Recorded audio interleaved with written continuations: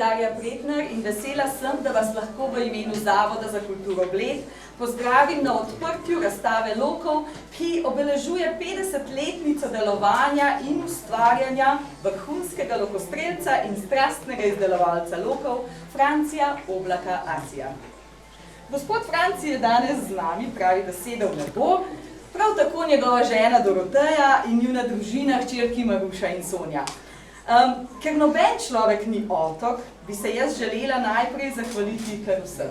Vam, mojster, ker ste obiskovalcem Blejskega gradu omogočili, da si bodo lahko poleg drugih zanimivosti pasli oči na teh čudovitih izdelkih vse do konca septembra, vaši družini pa zato, ker ste umetnika prijazno pripravljene deliti z nami in širšo javnostjo.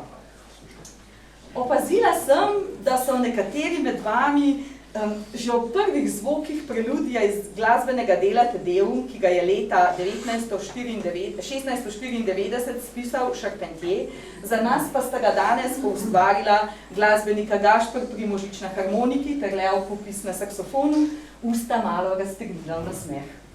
Tudi malo smo zazibali, a ne? Skladba, ki je bila sicer napisana v počastitev bitke pri Steinkrku, med 9-letno vojno Francije s takratno špansko-nizozemsko, nam je vsem zelo blizu, saj nas spominja na Eurovizijo, pa tudi na športne dogodke. Ko pa smo že pri uvodnih špicah in nagovorih, bi za nekaj besed prosila direktorico Zavoda za kulturo Bled, magistro Leo Ferjan, ki s svojimi sodelavci nenehno nadgrajuje ponudbo Blejskega gradu kot kulturnega stičišča, kjer se sedanjost prepleta s preteklostjo in skrbi, da s tradicionalnimi in novimi dogodki ostaja aktualen in zanimiv tako za domačine, kot tudi za obiskovalce različnih starosti in profilov. Gospa Ferjan, prosim za nekaj besed. Spoštovani obiskovalci, z velikim veseljem vas v imenu Zavoda za kulturo Bled in v mojem imenu pozdravljam na otvoritvi razstave unikatnega oblikovalca Franca Oblaka o 50-letnici delovanja na področju lokostrelstva. Vsi, ki smo danes zbrani, imamo privilegij, da si lahko ogledamo in občudujemo dela umetnika, ki je s svojo ustvarjalnostjo in inovativnostjo na področju oblikovanja lokov zagotovo pustil izjemen pečat. Zbirka razstavljenih lokov nas popelje v svet kreativnosti, estetike in funkcionalnosti, ustvarjena z ljubeznijo do podrobnosti in natančnosti. Občudujmo njegovo delo in se prepustimo čarobnosti, ki nam jo ponuja. Gospod Franc Oblak, hvala vam za vaše čudovite stvaritve, ki nas očarajo. Hvala za vaš odziv in sodelovanje pri pripravi razstave. Hvala tudi mojim sodelavkam in sodelavcem, ki so svojim navdušenjem in delom pripomogli k enkratni predstavitvi unikatnega oblikovalca in njegovega področja dela, ki se vsebinsko lepo povezuje s historičnim lokostrelskim turnirjem ta vikend in pa tudi z gradom. Naj bo za vse prijeten in uspešen dogodek. Hvala lepa.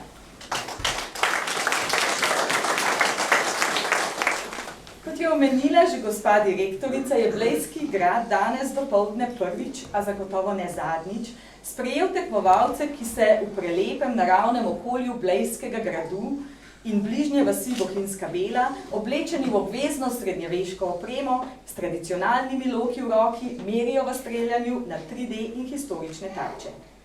Že pogled na lokostrelca v tradicionalni opremi vsaj mene spomni na junaka mojih otroških dni, na Robina Hooda.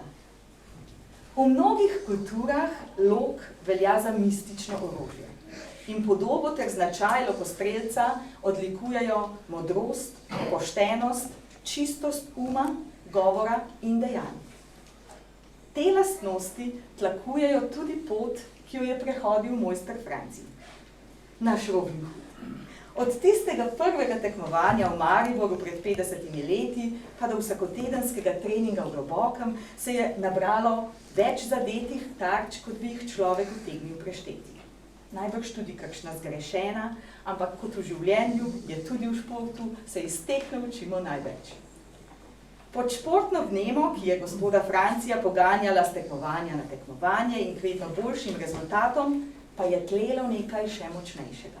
Strast do dela z lesom. Močna je ta ljubezen.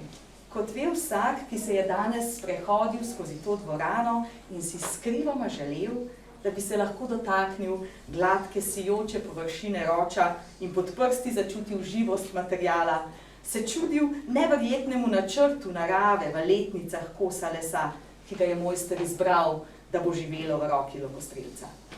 Namenite jim kakšen pogled, medtem, ko nas bodo obožali zvoki skladbe Tamburin, skladatelja Žana Filipa Ramoja, ki je bil dvorni skladatelj kralja Ludvika XV. Tamburin je provansalski ples, ki je potekal ob spremljavi istoimenskega bobna. Jean-Philippe Rameau je napisal znani ples Tamburin v suiti za čembalo v Glamouru.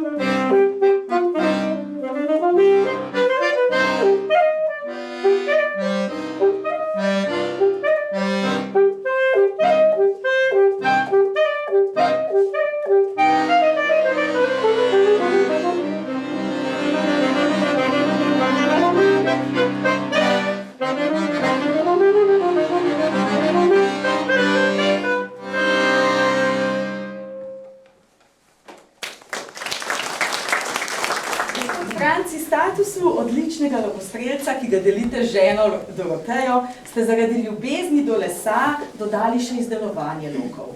Najprej kot konjiček, potem pa kot posel. Ko si danes ogledate to razstavo, kaj je tisto, kar vam najprej pride na misel? Najprej pride na misel to zahvala Bledu, da je sploh bi dovolj take razstave. To. Prav dosti ne mora govoriti, ker gre tako da jo.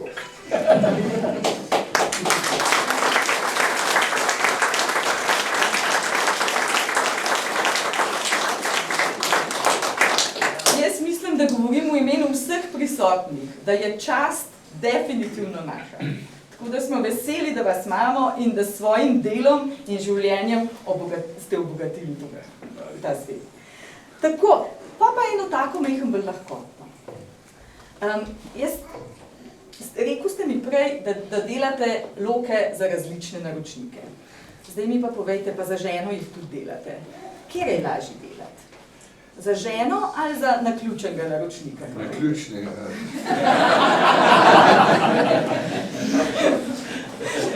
To je zato, ker vam ona skozi prste gleda, ne? Koliko pa ste jih naredil za njo? To pa jaz ne vem. Ali niste? Ne, 15 jih ima.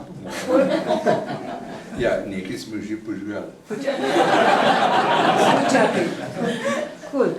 Ja, ne vem, da ne na pamet. Koliko je bilo dolgih lokov, pa koliko je bilo unih, ki je bil berbov, to se pravi goli lok. Zdaj pa tradicionalnih lokov. Ja, verjeten je pa številka čez 10. A res? No, evo. A ste bila z vsemi zadovoljna? Z vsemi? No. Jaz mislim, da večjega poklona ni. Večjega poklona ni. Razstava nam jasno kaže, da ste sodeloval tudi z en kup priznanimi umetniki. Tudi z Oskarjem Kogodom. Jaz sem prebrala, da vas je on upeljal v uporabo teh afriških lesov. Ja, ne, jaz sem opisal, ko so mi bili izdelke, ki so lepo lakirani, jaz pač nisem lakirar sem mu pisal, če mi pomaga pri lakiranju in mi prišel iskat, pa me peljal v Italijo tovarno lakov. Mislim, da so v pohištvo ženske polirale in to je bilo to. Ampak pa on takoj prišel na idejo, da bi na Blejskem gradu naredila razstavo in me iz Italije vozil eksotične lesove. Jaz sem loke delal in ni bila nekje druge je bila razstava, takrat to je nekega 88. leta, ne vem, da je to šlo zdaj. In takrat so imela prvič razstavo, no tukaj. Ja, mislim, da je bilo 87. A 87. No, tisti, ki so bližje posterju, tam od zadaj nam bodo lahko povedali iz prve roke. Piše gotovo. Najbrž piše na tisti zadaj. Ja. Tukaj ob tej strani so pa še loki, ki so jih pa poslikali drugi naši. To so pa poslikali lokostrelci, umetniki. V glavnem so vsi akademski slikari in vsak je dal eno sliko, jaz sem v lok naredil, on ga je pa porisal. Tako da mejke popestrimo ta dolg čas, ki je tako. Gospod Franci, hvala lepa za iskrene in iskrive odgovore. Jaz vam želim še mnogo zadetih tarč, tistih pravih kosov lesa, ki pravite, da se že koj ve, kjer bo ta prav, in pa lokostrelcev, ki jih bodo vredni. Za konec pa sta nam Gašper Primožič in Lev Pupis pripravila še eno skladbo, Johana Sebastiana Bacha. Vadineri je zadnji ples druge orkestralne Bachove suite, ki je bila napisana za solo flavto in orkester.